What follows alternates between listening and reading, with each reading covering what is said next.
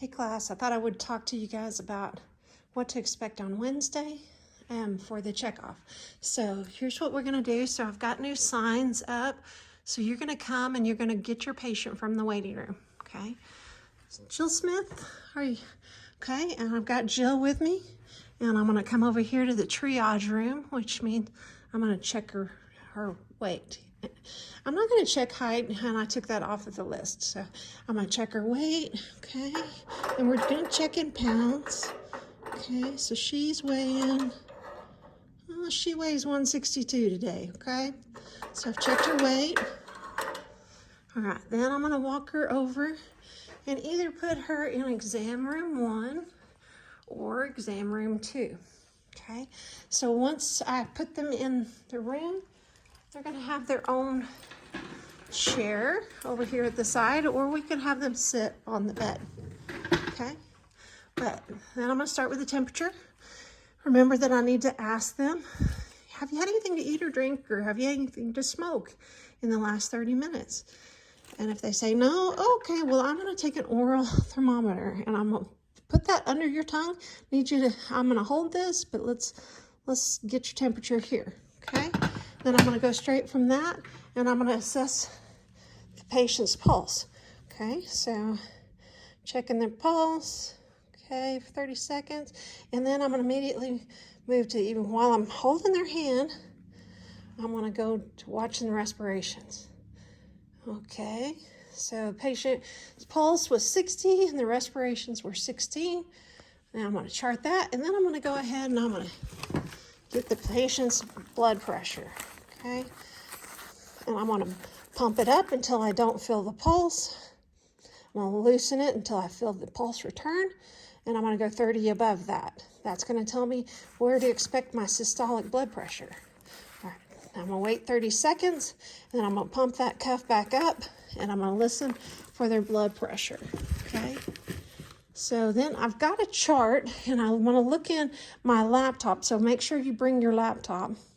I'm going to look in my laptop for the doctor's orders. It already says do vital signs. So next I'm going to look at the next set of orders, and it's going to tell me, hey, we need to give some medication. So now we're going to come over to the medication room and with our chart, and we're going to have our laptop as our chart sitting here, and we're going to pull out whatever medication we need. Okay, so, maybe that's the medication that we need, and maybe that's the medication that we might need. So look on that chart, and you're going to follow the chart. Okay, then I know this is a suspension or a solution. So solution means I need to shake it, and then I've got to figure out there's 100 milligrams per 5 mLs. And I got to look at the doctor's orders to figure out the correct dosage here. So then I'm going to set that all on my tray and be ready to go to the patient's room. Okay, so once I go back to my patient's room, I'm going to tell them what I'm doing. Okay. Hi, can you tell me your name and date of birth again? I know I was just in here, but I just need to do that, and I'm going to verify that off of the chart. Oh yeah, you're Jill Smith. Okay, the doctor's ordered for you to have this medication. So are you allergic to anything? Hopefully you're going to say no. And then if I need to pour this medication, I've got to check it again against my order there, and then I'm going to pour it away from me. Okay, and then maybe the doctor has ordered some drops. So again, this is an order, so I need to verify what I've got going on here and check it against the orders in the chart. So I'm going to let the patient take this medication, and then I'm going to say, I need you to roll on to your side, and I'm going to put these drops in your ear. Okay? All right, and then I'll be back in about 15 minutes to check on you. Okay, so then I can take all of this back to the med room. Okay. And again, I'm checking this against my chart and verifying, oh yes, I gave the right medications. Okay. All right, so next, I know I need to irrigate this patient's ear. So I'm going to grab some saline, and I'm going to grab the ear irrigator kit. Okay. So now I'm 15 minutes has elapsed. So I'm gonna go back to the patient's room. Oops, and I'm gonna dump the stuff on the floor. And again, this is, this is a medication that I'm taking in here. So I would take in that kit. I need to check it, check this kit. All the stuff that I dropped on the floor.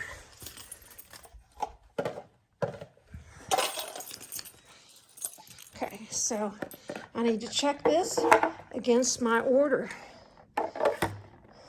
And then I'm gonna pour this into here. And then I'm ready, to irrigate the patient's ear. I'm gonna take it over to the patient's ear. I'm gonna put some sort of a covering, and then I'm gonna irrigate their ear. And hopefully I'm getting a bunch of earwax out, okay? After it starts to kind of run clear, then I know I've done enough, and I could even grab the otoscope and check in their ear to see if I see any more wax. But I'm not seeing any more wax, so I'm good. All right, I might have the patient stick around for about another 15 minutes.